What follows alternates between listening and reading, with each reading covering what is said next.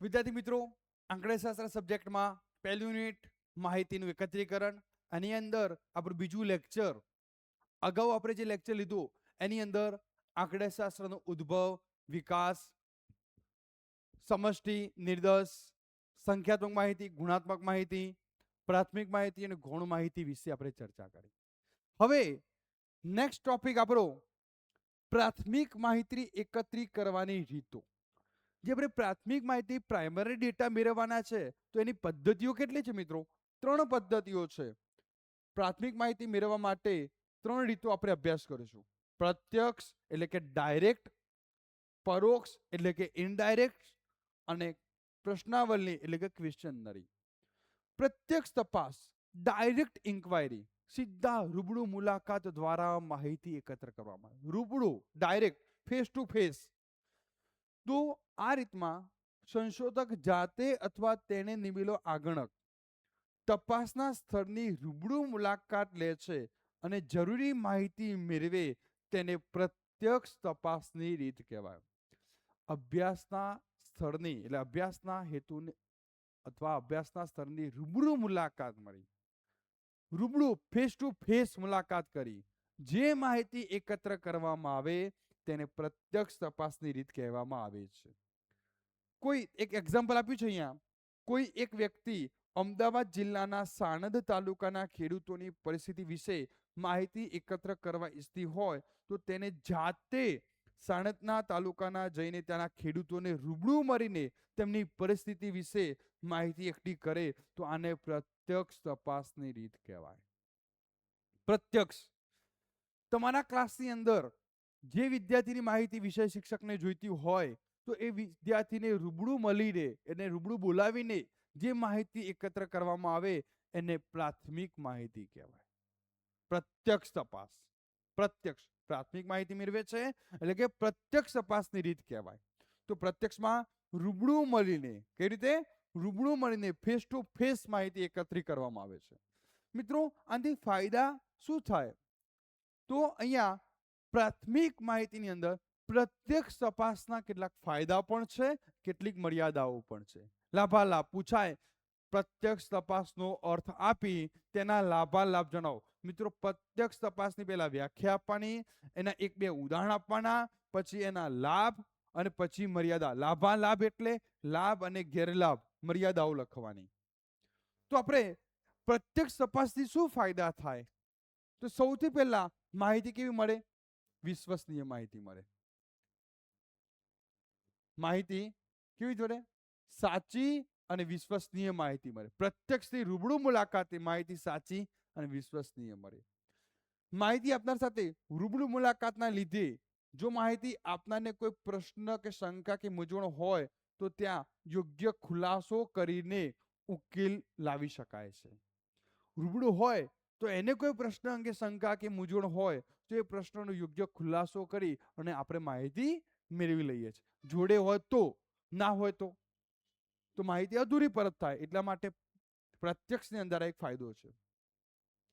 વ્યક્તિગત તપાસ વખતે આગણક દ્વારા કેટલીક વખત માહિતી આપનાર પાસેથી વ્યક્તિગત તપાસ વખતે આગણક દ્વારા કેટલીક વાર માહિતી આપનાર પાસેથી પૂરક માહિતી મેળવી લેવાય છે જે પરિણામોનું અર્થઘટન કરતી વખતે ઉપયોગી બને છે.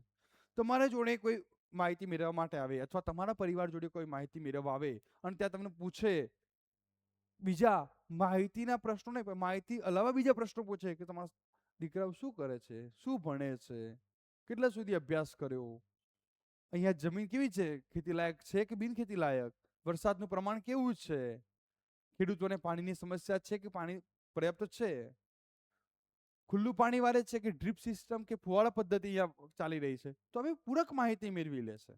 ગામમાં સૌથી ધનિક વ્યક્તિ કોણ, ગામમાં કેટલા લોકો ગરીબી રેખાથી નીચે જીવે છે, ગામની અંદર પાકા મકાન કેટલા છે, આવી પૂરક માહિતી મેળવી.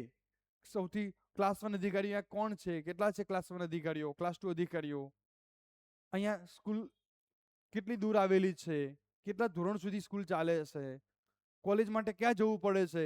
હવે પૂરક ડેટા મેળવી લે છે જે પરિણામોનું અર્થઘટન કરવામાં સરળતા છે. તપાસનું ક્ષેત્ર મર્યાદિત હોય આ પદ્ધતિ વધુ સારી નીવડે. ત્યારે જ તપાસનું ક્ષેત્ર મર્યાદિત હોય, વિશાળ ક્ષેત્રમાં જવું બહુ મુશ્કેલ પડે. કેટલીક વાર માહિતી, અમુક પ્રકારની માહિતી આપવા સંકોચ અનુભવતો હોય તો આ સમયે પૂરક પ્રશ્નો પૂછીને પણ આ માહિતી દુરુપયોગ નહીં થાય, માહિતીનો દુરુપયોગ નહીં થાય તેની ખાતરી આપીને પણ માહિતી મેળવી લેવાય છે. ક્યારે? રૂબરૂ ગયા હોય ત્યારે ને. રૂબરૂ જઈએ ત્યારે ઉત્તરદાતા એટલે કે જવાબ આપનાર પાસેથી આપણે પૂરક માહિતી પણ આપણે આ માહિતીનો દુરુપયોગ નહીં થાય તેની ખાતરી આપીને પણ માહિતી પૂરી લઈ શકાય. માહિતી અધૂરી પ્રાપ્ત થવાનો પ્રશ્ન રહેતો નથી. તો મિત્રો આનાથી ફાયદા શું થાય? પ્રત્યક્ષથી ફાયદા શું થાય? માહિતી સાચી, વિશ્વસનીય મળે, પૂરક માહિતી મેળવી લેવાય, માહિતીમાં કોઈ પ્રશ્ન પૂછનારને શંકા કે મૂંઝવણ હોય તેનો યોગ્ય ખુલાસો કરી માહિતી સંપૂર્ણ મેળવી શકાય છે. માહિતી ઉત્તરદાતાને માહિતીનો દુરુપયોગ નહીં થાય તેની ખાતરી અને વિશ્વાસ આપીને માહિતી સંપૂર્ણ માહિતી મેળવી શકાય છે. અને જ્યારે તપાસનું ક્ષેત્ર મર્યાદિત હોય તો જ અનુકૂળ છે. જો અમર્યાદિત હશે, વિશાળ વિસ્તાર હશે તો પ્રત્યક્ષ આ રીત અનુકૂળ રહેશે નહીં. તો એના ગેરલાભ, લાભ જોવાઈ ગયા. હવે એના ગેરલાભ, મર્યાદાઓ. તપાસનું ક્ષેત્ર વિશાળ હોય ત્યારે આ પદ્ધતિ અનુકૂળ રહેતી નથી. બીજું, આ પદ્ધતિની અંદર સમય વધારે લાગે છે, વધારે પડતો સમય લાગે છે, એટલે સમય, શક્તિ અને નાણાંનો વધુ વ્યય થાય છે. આ એક લક્ષણ. બીજું લક્ષણ અહીંયા કહ્યું ને, આ પદ્ધતિ વધારે ખર્ચાળ છે, સમય, શક્તિ, નાણાંનો વધુ વ્યય થાય છે. જો આગણક તાલીમયુક્ત ન હોય, એટલે આપણે જે રૂબરૂ મુલાકાત માટે આપણો આગણક, આપણો માણસ જે મોકલ્યો છે, જો એ જ તાલીમ પામેલ નહીં હોય તો મેળવેલ માહિતી ઓછી વિશ્વસનીય નીવડે. ખ્યાલ આવ્યો? એટલે આપણા તરફથી જે માણસ જાય છે એને પહેલા તાલીમ આપવી પડે કે ભાઈ તારે કઈ માહિતી મેળવવાની છે, કેવી રીતે પ્રશ્નો કરવાના, એના જવાબ કેવી રીતે મેળવવાના, સામેવાળો પ્રશ્ન જવાબ આપવા માટે તૈયાર ન હોય તો એને કેવી રીતે વિશ્વાસમાં લેવો, એની સાથે કેવી રીતે વર્તવું, કેવી રીતે વાતચીત કરવી, એની સંપૂર્ણ તાલીમ આપવામાં આવે છે. અને તાલીમ દ્વારા આપણે સરળતાથી માહિતી મેળવી લઈએ. તો જો તાલીમ પામેલો નહીં હોય અને જો એ પણ ઉગ્ર સ્વભાવનો હશે તો માહિતી પ્રોપર પૂરેપૂરી મેળવી શકશે નહીં. એટલે એવા માણસો આપણે આગણકો મળવા પણ મુશ્કેલ છે. એ પણ છે, તમામ આગણકોની જરૂરિયાત વધારે ઊભી થાય છે અને બધા આગણકો મેળવવા પણ મુશ્કેલ છે. એટલે પ્રત્યક્ષથી ફાયદા તો છે પણ એના કેટલાક ગેરલાભ, મર્યાદાઓ પણ છે. તો જ્યાં પ્રત્યક્ષની ગેરલાભ હોય, મર્યાદાઓ આવતી હોય તો કઈ રીત વાપરવી? કે જ્યાં પ્રત્યક્ષ તપાસ શક્ય નથી તો કઈ રીત વાપરવી? તો એના માટે આપણે બીજી રીત, પરોક્ષ તપાસ. જુઓ, પરોક્ષ કે જ્યાં પ્રત્યક્ષ શક્ય નથી તો પરોક્ષ તપાસ, ઇનડાયરેક્ટ. જ્યારે પ્રત્યક્ષ સ્ત્રોત અસ્તિત્વમાં ન હોય, પ્રત્યક્ષ તપાસ માટે ક્ષેત્ર ખૂબ જ વિશાળ હોય, રૂબરૂ મુલાકાત લેવો શક્ય ન હોય, સમય વધારે જતો હોય, માહિતી મેળવવાની હોય તેનું સ્વરૂપ ગૂંચવણ ભર્યું હોય, પ્રત્યક્ષ તપાસ હેઠળ થતો ખર્ચ અસહ્ય હોય, વધારે પડતો ખર્ચો જઈ જાય, સમય વધારે વેડફાઈ જાય અને આપણે ઓછા સમયની અંદર, ઓછા ખર્ચની અંદર ગૂંચવણ ભર્યું હોય ત્યારે એ માહિતી કેવી રીતે મેળવવી, વિસ્તાર બહુ મોટો છે, તો આવા બધા પ્રશ્નો હોય ત્યારે આપણે પરોક્ષ તપાસની રીત વાપરીશું. પરોક્ષ તપાસ એટલે થર્ડ પાર્ટી પાસેથી માહિતી મેળવવાની છે. અહીંયા ફેસ ટુ ફેસ રૂબરૂ મુલાકાત કરવાની નથી. તો આપણે એની વ્યાખ્યા જોઈએ. માહિતી એકત્ર કરવાની રીતને પરોક્ષ તપાસની રીત કહેવામાં આવે છે. તો આ રીતમાં આગણકોને બદલે ત્રાહિત વ્યક્તિ, થર્ડ પાર્ટીની મદદથી માહિતી મેળવવામાં આવે. અભ્યાસ હેઠળ આવતા એકમની રૂબરૂ મુલાકાતને બદલે થર્ડ પાર્ટી, ત્રાહિત વ્યક્તિ પાસેથી માહિતી મેળવવામાં આવે તેને પરોક્ષ તપાસની રીત કહેવામાં આવે છે.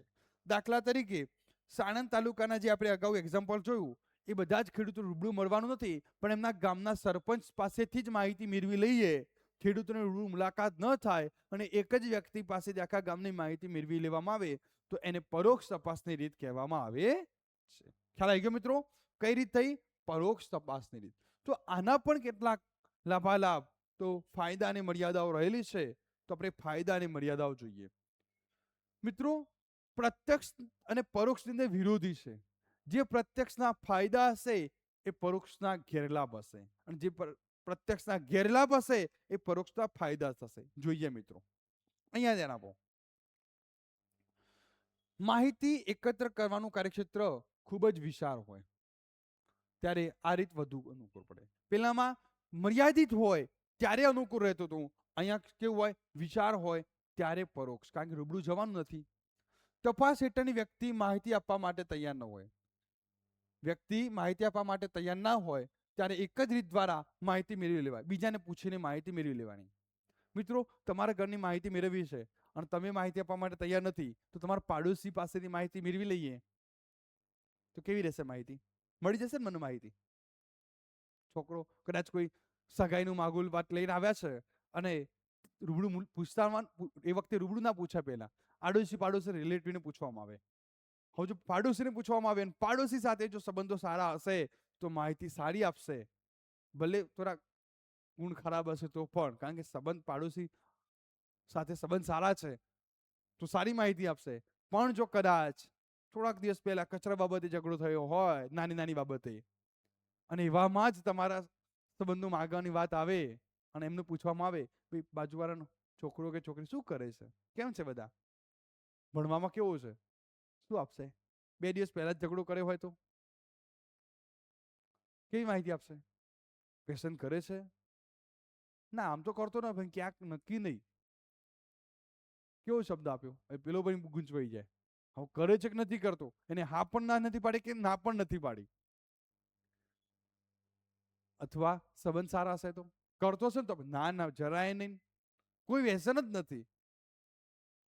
ઓકે મિત્રો, કદાચ તમને કોઈ પૂછે, તટસ્થતાથી જવાબ આપવાનો, સાચી માહિતી આપવાની, ખોટી માહિતી ક્યારેય પણ આપવાની નહીં. સંબંધ ગમે તેટલા બગડેલા હોય, એટલે અહીંયા એક શબ્દ આટલા માટે એક્ઝામ્પલ આપ્યું કે જેને એને કહેવાય પક્ષપાત કે પૂર્વગ્રહ કહેવાય. આવું એક એક્ઝામ્પલ આપીને તમને સમજાયું કે ત્યાં તમારે પક્ષપાત કે પૂર્વગ્રહ કરવાનું નહીં. ખ્યાલ આવી ગયો? માહિતી સાચી અને પ્રામાણિકતાથી આપવાની, પક્ષપાત કે પૂર્વગ્રહ થવો જોઈએ નહીં. એ હું સમજાવું છું તમને. તો માહિતી આપવા માટે તૈયાર ના હોય તો થર્ડ પાર્ટી વ્યક્તિને આપણે પૂછીને માહિતી મેળવી લેતા હોઈએ છીએ. પ્રત્યક્ષ તપાસ રીતની સરખામણીમાં ખર્ચ, સમય, શક્તિ પ્રમાણમાં ઓછા થાય છે. જુઓ, પહેલામાં સમય, શક્તિ, નાણાંનો વધુ વ્યય થતો હતો, અહીંયા ઓછો વ્યય થાય છે. સરકાર જુદા જુદા વિભાગો માટે આ પદ્ધતિ ખૂબ જ ઉપયોગી રીત છે. સરકાર જુદા જુદા વિભાગો પાસેથી માહિતી મેળવવા માટે આ પદ્ધતિનો ઉપયોગ કરે છે. ખ્યાલ આવી ગયો? ગેરલાભ, આ લાભ જોયા મિત્રો, હવે એના ગેરલાભ જોઈએ. તેના ગેરલાભ કયા છે? જ્યારે વ્યક્તિ અથવા સંસ્થા જેની પાસેથી માહિતી મેળવવાની હોય તે વ્યક્તિ કે સંસ્થા પૂર્વગ્રહ અથવા પક્ષપાતનું વલણ ધરાવતી હોય ત્યારે ઓછી વિશ્વસનીય. હમણાં જ એક્ઝામ્પલ આપ્યું કે જો તપાસ હેઠળ આવતા એકમની માહિતી આપણે જે થર્ડ પાર્ટીને પૂછીએ છીએ, ત્રાહિત વ્યક્તિને પૂછીએ છીએ, અને જો એ પક્ષપાત કે પૂર્વગ્રહનું વલણ ધરાવશે તો માહિતી કેવી આપવાની? ઓછી વિશ્વસનીય. ત્રાહિત વ્યક્તિ માહિતી મેળવવાની છે, એ અપ્રમાણિત હોય, પહેલા તો એને જ ખબર ના હોય, બિનકાબિલ અથવા સાચી માહિતી આપવા માટે સક્ષમ ના હોય તો આ માહિતી તમારી નકામી સાબિત થાય છે. ખ્યાલ આવ્યો? પક્ષપાતનું વલણ ના જોઈએ, પૂર્વગ્રહ ન જોઈએ, અને માહિતી આપનાર પ્રામાણિકતા સાથે, એ બિનકાબિલ પણ ના હોવો જોઈએ. જો બિનકાબિલ હોય તો માહિતી વિશ્વસનીય હોતી નથી, નકામી બને. ખ્યાલ આવી ગયો? એ જ પ્રોપર જાણતો ના હોય. એટલે તમે કયા વ્યક્તિ પાસેથી કેવી માહિતી મેળવો છો એ પણ ખૂબ જરૂરી છે. એ માહિતીથી વાકેફ હોવો જોઈએ. એને જ ખબર નથી તો માહિતી કેવી રીતે કલેક્ટ કરશો તમે?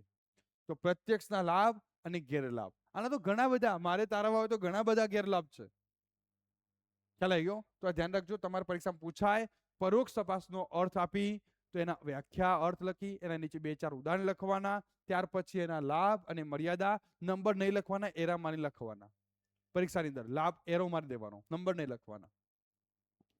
હવે મિત્રો, થર્ડ જે પદ્ધતિ છે આપણી પ્રશ્નાવલી રીત, છેલ્લી રીત પ્રશ્નાવલી રીત, મેથડ ઓફ ક્વેશ્ચનરી. તો પ્રશ્નાવલી શું છે મિત્રો? આપણે જે અભ્યાસ કરવા, અભ્યાસના હેતુને અનુરૂપ આપણે જે માહિતી મેળવવાની છે, આપણે જે માહિતી મેળવવાની છે એને અનુરૂપ આપણે એક પ્રશ્નોની એક યાદી તૈયાર કરીશું. એ પ્રશ્નોની યાદી એવી રીતે તૈયાર કરીએ કે આપણી જે માહિતી મેળવવાની છે રહી ના જાય, અને ઉત્તરદાતા આનંદથી એ માહિતી આપવા માટે તૈયાર થાય. બહુ લાંબી ના હોવી જોઈએ. એના માટે પ્રશ્નોની યાદી તૈયાર કરશું, તેને યોગ્ય ક્રમમાં ગોઠવીશું. યોગ્ય ક્રમમાં ગોઠવવાના, આડાવરા ગોઠવવાના નહીં. પહેલા એને પ્રશ્નો, આપણે જે પ્રશ્નો પૂછવાના છે એની યાદી તૈયાર કરી દઈએ. હવે એને યોગ્ય ક્રમમાં, પ્રોપર સિક્વન્સમાં ગોઠવીએ. એની સામે જવાબ લખવા માટે અથવા ટીક કરવા માટેની જગ્યા રાખીશું. અને આવી જે યાદી તૈયાર કરવામાં આવે તેને પ્રશ્નાવલી કહેવામાં આવે છે.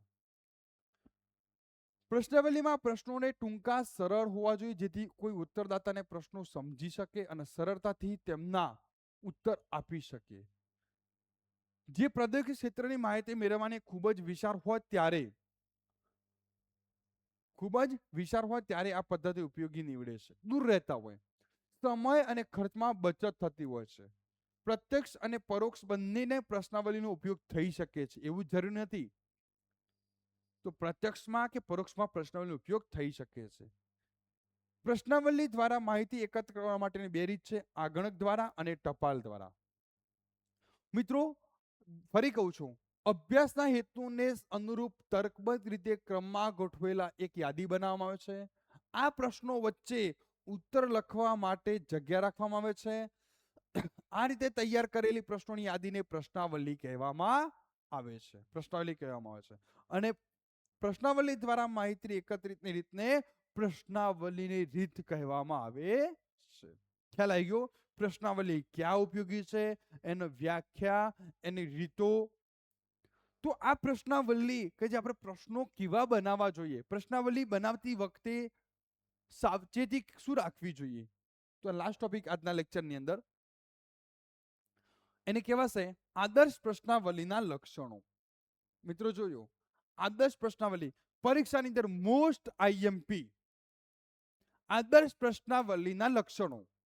તો ધ્યાન આપો, આદર્શ પ્રશ્નાવલીના લક્ષણો. તો પ્રશ્નાવલી કેવી હોવી જોઈએ?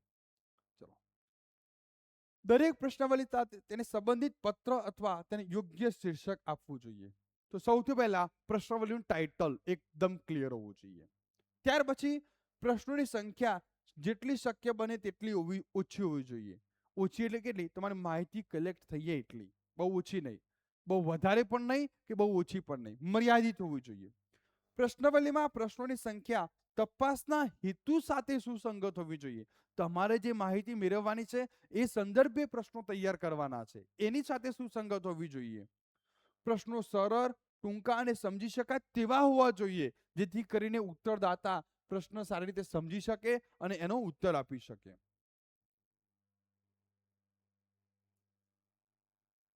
પ્રશ્નોની ગોઠવણી તાર્કિક હોવી જોઈએ, ઉપર નીચે થવા જોઈએ નહીં. પ્રશ્નોની ગોઠવણી તાર્કિક હોવી જોઈએ. ખ્યાલ આવી ગયો મિત્રો? ઉપર નીચે થવા જોઈએ નહીં.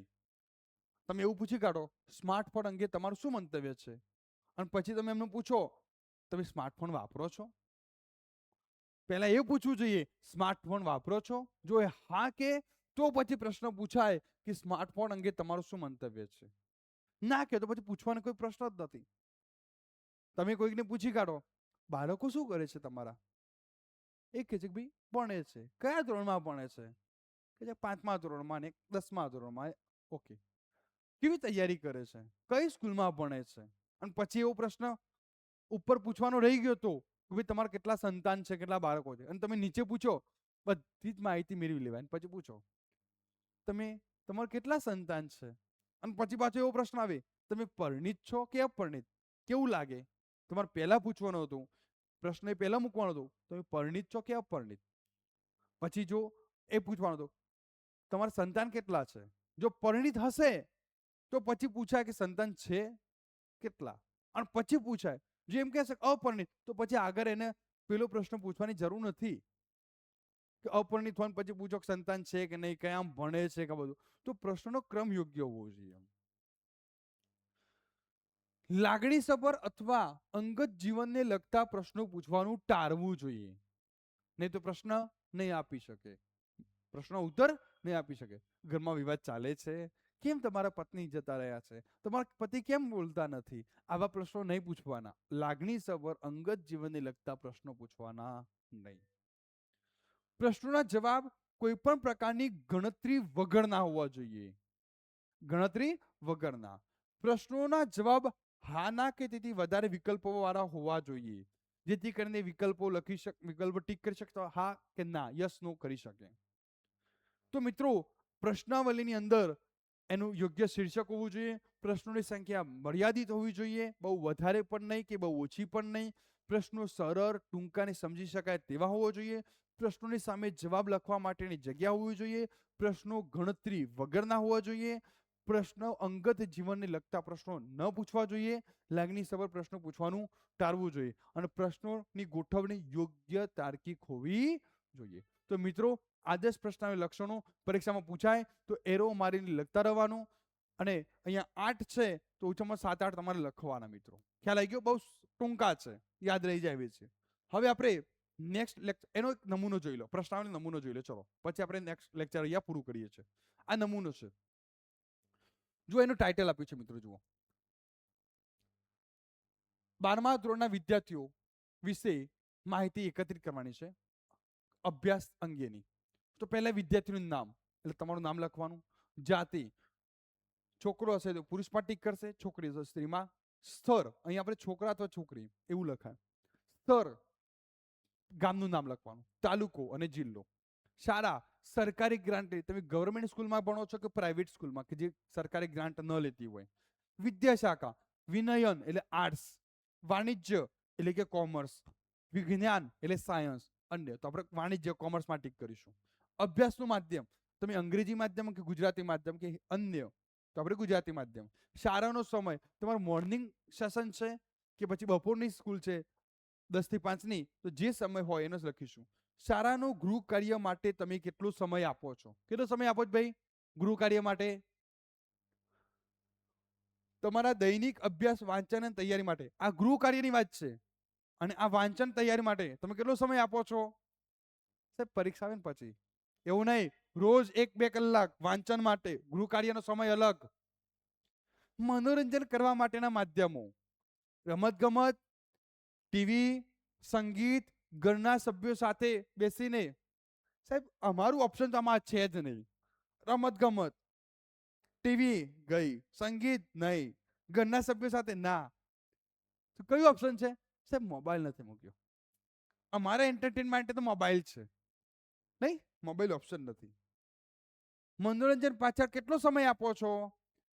મમ્મી કે પપ્પા ફોન ના લે ત્યાં સુધી, એમ ને. દૈનિક ઊંઘવાનો સમય, મોબાઈલ મૂકીએ પછી ઊંઘવાનું જ હોય ને સાહેબ. મિત્રો એવું નહીં. ટીવી ઓપ્શન નથી, મોબાઈલનો ઓપ્શન નથી, એ તમારા માટે છે. તમારે પણ મોબાઈલ વાપરવાનો નહીં. મોબાઈલ હોય તો સદુપયોગ કરવાનો. ખોટી રીલ્સોમાં સમય પસાર થઈ જશે, ખબર પણ નહીં પડે. સમય જતો રહેશે, એ સમય પાછો નથી આવતો.